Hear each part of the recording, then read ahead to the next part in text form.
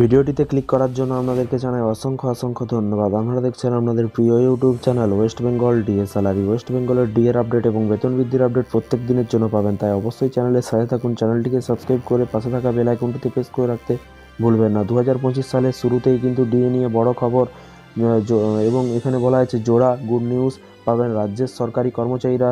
জোড়া বলতে কি বলা হয়েছে এবং কি ডিএ নিয়ে কী আপডেট আছে আজকের এই ভিডিওটিতে আলোচনা করব। চলুন দেখে নেওয়া যাক। বছরের শেষের আগেই একাধিক রাজ্যের সরকারি কর্মচারীরা ডিএ বা ডিয়ারনেস অ্যালায়েন্স বৃদ্ধির সুখবর পেয়েছে। তবে পশ্চিমবঙ্গ সরকারের তরফ থেকে কিন্তু তেমন কোনো ঘোষণা করা হয়নি।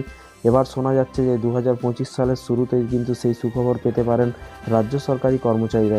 এরই পাশাপাশি কি বলা হয়েছে, এরই পাশাপাশি বলা হয়েছে একটি নয় বরং জোড়া সুখবর মিলতে পারে বলে কিন্তু খবর পাওয়া গেছে। এবং ডিএ বৃদ্ধির পাশাপাশি আর কোন সুবিধা মিলতে পারে?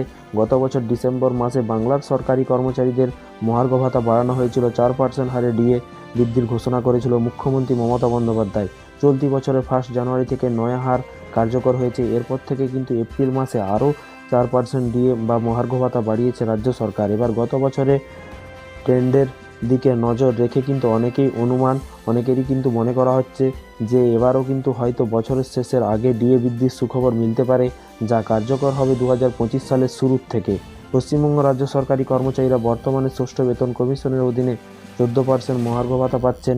এই মুহূর্তে কেন্দ্রীয় সরকারি কর্মচারীরা সঙ্গে কিন্তু রাজ্য সরকারি কর্মচারীদের যে ডিএর ফারাক সেটা কিন্তু 39%। সেক্ষেত্রে সত্যি যদি গত বছরের মতো এই বছর ডিসেম্বর মাসে মহার্ঘ ভাতা বাড়ানোর ঘোষণা করা হয়, তাহলে সেই ফারাকটা খানিকটা কিন্তু কমবে।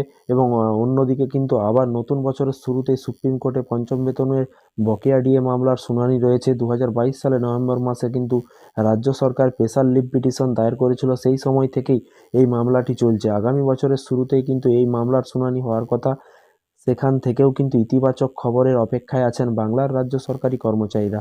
সব মিলিয়ে নতুন বছরের শুরুতেই বাংলার রাজ্য সরকারি কর্মচারীদের জোড়া গুড নিউজ পেতে পারেন বলে কিন্তু অনুমান করা হচ্ছে। একদিকে ডিএ বৃদ্ধির সম্ভাবনা, অন্যদিকে কিন্তু বকেয়া ডিএ মামলার শুনানি। নয়া বছরের কি হয় সেই দিকে কিন্তু নজর থাকবে সকলের। তো ফ্রেন্ডস, যখনই নতুন নোটিফিকেশান বেরোবে অবশ্যই আপনারা চ্যানেলের সাথে থাকুন, চ্যানেলটিকে সাবস্ক্রাইব করে রাখুন। যখনই নতুন নোটিফিকেশান বেরোবে তখনই কিন্তু আপনাদেরকে ভিডিওর মাধ্যমে জানানো হবে, তাই চ্যানেলটিকে ফলো করতে ভুলবেন না। এই ছিল আজকে একটি ছোট্ট আপডেট। আপনাদের কোনো মতামত থাকলে নিচে কমেন্ট বক্সে কমেন্ট করে জানাতে ভুলবেন না।